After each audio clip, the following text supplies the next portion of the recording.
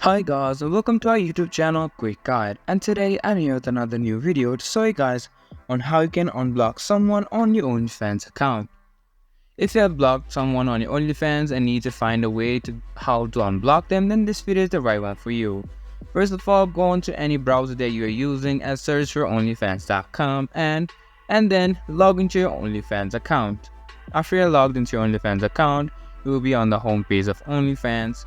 And here on the right side, you can see an option for search push. Now search for the account that you previously banned on OnlyFans. Here, this is the account that I have banned on my OnlyFans. And here you can see the user that you have banned, and if you go onto their profile and unblock user option. If you just click on unblock user, then this account will be unblocked from your OnlyFans account. And that's how you can unblock someone on your OnlyFans.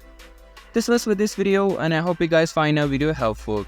If you do, make sure to leave a like, subscribe to our YouTube channel and hit the bell notification. And don't forget to drop a comment for review. And for more content like this, see you guys in our next video. Thank you for watching.